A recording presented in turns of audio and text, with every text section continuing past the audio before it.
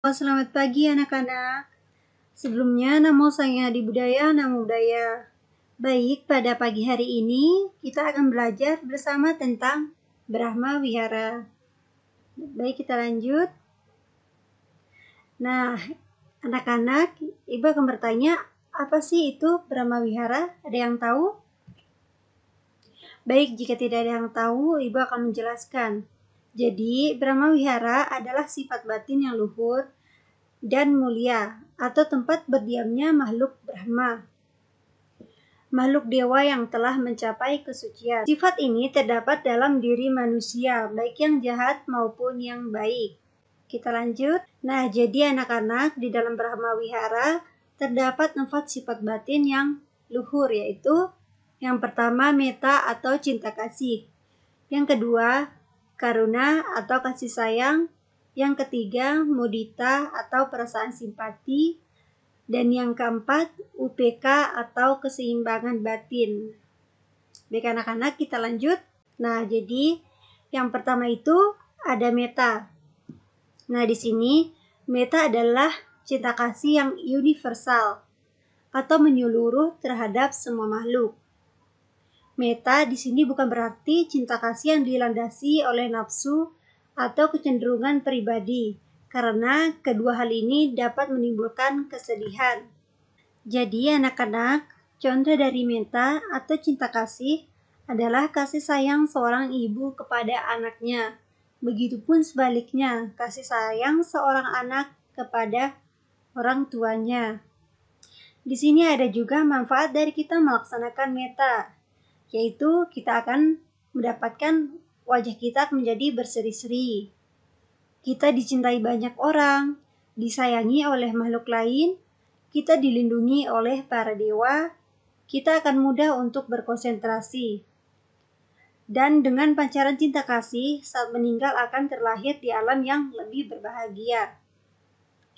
Kita lanjut. Nah, anak-anak, yang kedua ada karuna.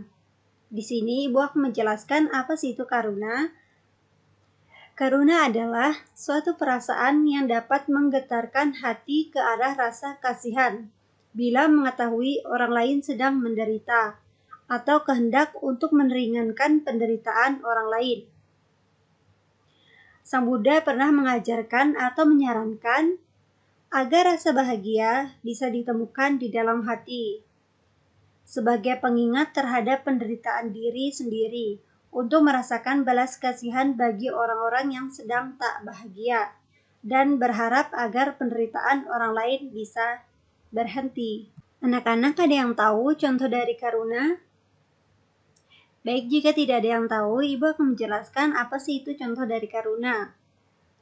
Contoh dari karuna yaitu kasih sayang, yaitu ketika kita melihat hewan yang sedang terluka, kita harus menolongnya.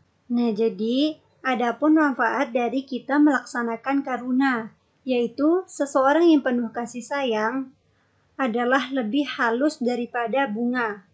Ia tidak akan berhenti dan tidak akan puas sebelum dapat meringankan penderitaan orang. Kita lanjut. Yang ketiga ada mudita. Ibu akan menjelaskan apa sih itu mudita. Mudita atau rasa simpati adalah rasa ikut merasa bahagia melihat orang lain berbahagia, atau perasaan gembira yang dapat menghilangkan rasa iri hati. Kerap kali terjadi, bahkan banyak orang yang tidak tahan apabila melihat atau mendengar keuntungan dan kebahagiaan orang lain. Mereka senang mendengarkan kegagalan atau kesusahan, tetapi merasa tidak senang melihat kemajuan orang lain. Mereka bukannya memuji atau mengucapkan selamat kepada orang yang beruntung itu, tetapi malah berusaha mengacau, memfitnah, menjelekkan orang tersebut. Nah, di sini contoh dari mudita atau rasa simpati yaitu ketika teman kita mendapatkan juara pertama di kelas, kita harus ikut bersimpati dan ikut berbahagia, serta memberikan ucapan selamat, bukan malah kita harus iri hati kepada mereka. Dan manfaat dari kita melaksanakan mudita yaitu dengan mengembangkan mudita dalam kehidupan sehari-hari, seseorang akan terbebas dari perasaan iri hati. dan egois justru merasa bahagia saat melihat orang lain berbahagia. Baik, kita lanjut. Salah satu cara untuk menghilangkan perasaan iri hati adalah dengan mengembangkan mudita. Itu adalah cara untuk mengembangkan mudita, karena mudita dapat mencabut akar iri hati yang ada dalam diri kita. Sasaran utama mengembangkan mudita adalah terdapat semua makhluk yang makmur dan sejahtera. Ibu akan lanjut. Nah, anak-anak, yang keempat ada UPK. UPK atau keseimbangan batin merupakan kemampuan seseorang untuk menumbuhkan sikap tidak terikat dan puas.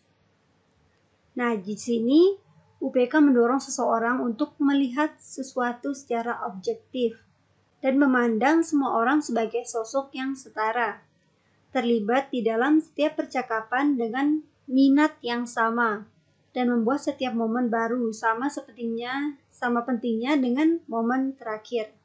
Dan contoh dari UPK yaitu ketika merasa senang jangan terlalu berlebihan, dan ketika merasa sedih jangan terlalu sedih, karena semua kondisi harus seimbang antara kebahagiaan dan penderitaan. Nah, jadi anak-anak, adapun manfaat dari kita melaksanakan UPK yaitu melepas depresi dan tekanan batin, meningkatkan kepuasan batin, memberikan perasaan bahagia, meningkatkan kesabaran, meningkatkan kesadaran. Kita lanjut.